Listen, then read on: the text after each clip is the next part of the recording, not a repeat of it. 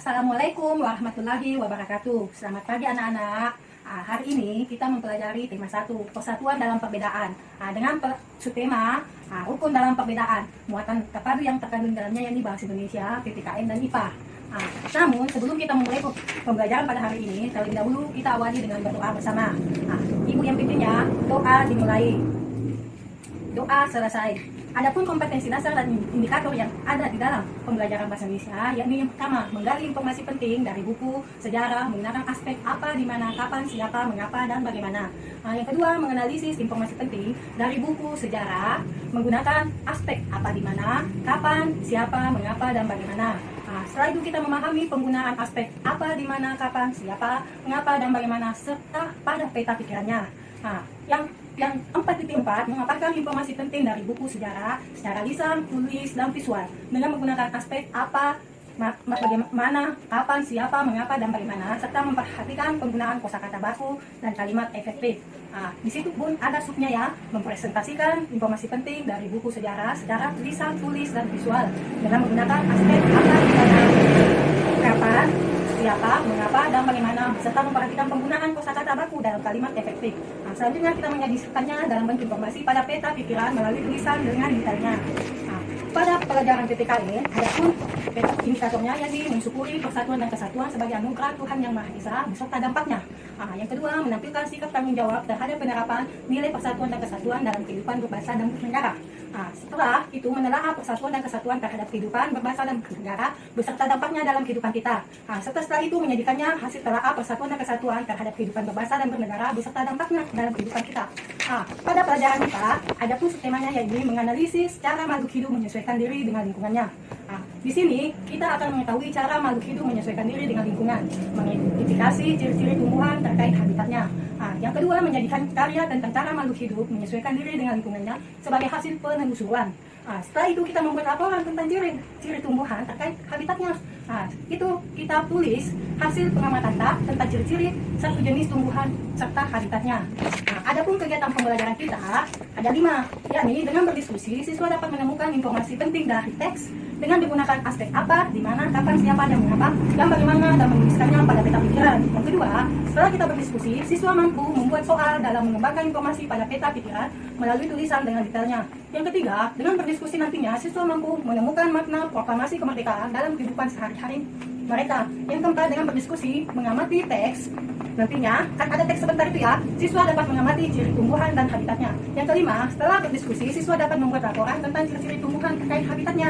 Selanjutnya, seperti kita ketahui, proklamasi kemerdekaan menjadi tonggak sejarah bagi perjuangan bangsa Indonesia.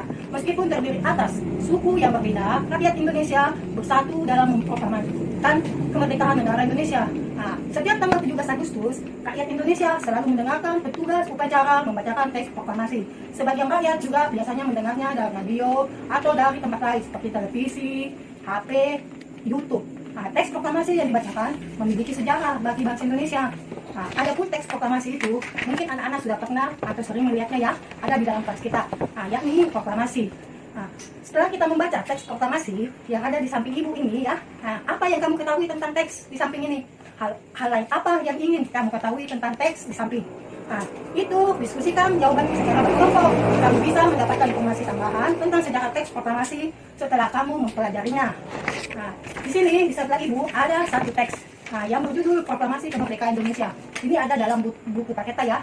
Ibu coba membacakan. Proklamasi kemerdekaan yang dilakukan pada tanggal 17 Agustus 1945 merupakan peristiwa penting bagi bangsa Indonesia. Peristiwa tersebut menjadi tonggak sejarah di mana bangsa Indonesia berhak atas kemerdekaan dan wajib mempertahankannya.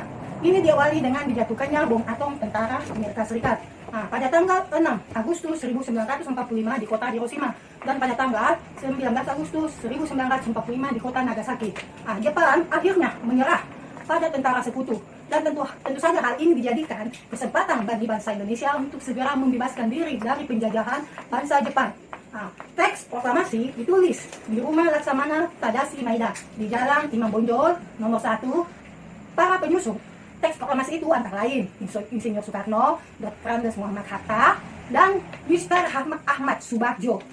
Konsep teks proklamasi tentu saja ditulis oleh Insinyur Soekarno. Saat itu hadir pula di India Sayuti, Meli, Sukarni dan Sudiro. Sukarni pada saat itu mengusulkan agar yang menandatangani teks proklamasi adalah Susilo Soekarno.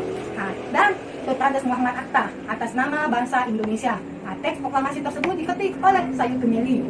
Pagi harinya, pada tanggal 17 Agustus 1945, di kediaman Soekarno, Jalan Peenggang Sari Timur, nomor 56, telah hadir pula antara lain Sugito, Sukilopo, Gafar, Pringgondo, Tri Tabrani, dan Trimurti. Acara ini dimulai pada tanggal pada pukul 10 pagi waktu Indonesia Barat lah, bukan waktu Indonesia Tengah. Dengan pembacaan proklamasi dari Soekarno dan disambung pidato singkat tanpa teks, kemudian bendera merah putih yang telah dijahit oleh Ibu Fatmawati dikibarkan pada saat itu. Di sini disebut, Ibu kan sudah membaca tadi ya. Sekarang Ibu tampilkan berdasarkan teks tersebut, ya kan? Anak-anak bisa mengisi peta pikiran yang ada di samping ini. Peta pikirannya itu ya, yang terdiri dari proklamasi kemerdekaan Indonesia. Tentu saja sesuai dengan judul pada teks yang ada di samping Ibu tadi ya. Sekarang kita lanjut lagi. Proklamasi kemerdekaan memiliki makna yang sangat penting bagi bangsa Indonesia. Jadi ada 5 ya. Yang pertama sebagai puncak perjuangan Indonesia, di mana bangsa Indonesia telah dijajah selama bertahun-tahun oleh negara-negara Eropa sampai Jepang, penduduk dengan latar belakang yang berbeda bersatu untuk melawan penjajah. Proklamasi kemerdekaan merupakan hasil dari perjuangan para pahlawan kita. Yang kedua, pengakuan kepada dunia luar. Dengan membacakan teks proklamasi Indonesia, mengumumkan pada dunia luar bahwa Indonesia adalah negara yang merdeka. Pengakuan ini de facto diikuti oleh pengakuan dari negara lain. Yang ketiga, menaikkan martabat bangsa. Tentu saja, pembacaan teks proklamasi ini memberikan pesan kepada negara lain bahwa bangsa Indonesia adalah negara yang bebas dari penjajahan, negara memiliki martabat dan negara yang mandiri. Yang keempat, perjuangan sebagai negara baru. Tentu saja ya, Indonesia adalah negara yang dibangun oleh rakyat dan untuk rakyat. Lanjut, negara Indonesia adalah negara mandiri yang tidak tergantung kepada negara lain ya. Yang kelima, tonggak sejarah negara kita. Di sini pembacaan teks proklamasi merupakan awal dari masa kemerdekaan Indonesia yang terbebas dari belenggu penjajah. Di sini ya, tentu saja ada pertanyaannya ya. Apa makna proklamasi kemerdekaan menurut kalian?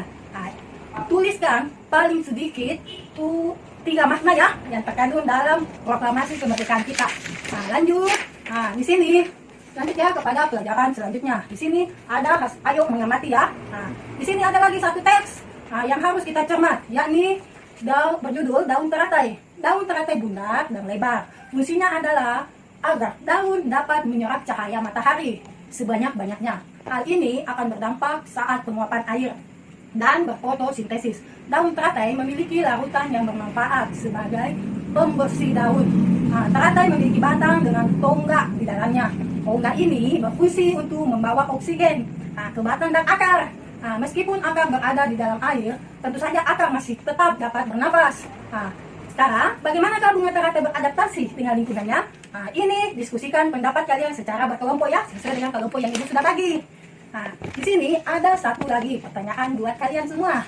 Sini ada di samping Ibu ya. Pilih satu tanaman, lalu temukan ciri-ciri dan cara beradaptasinya. Tuliskan informasi ini yang kalian dapatkan pada peta pikiran berikut. Di sini kan ada kata informasinya apa, mengapa, siapa, bagaimana, kapan, dan di mana. Ini harus kalian jawab ya.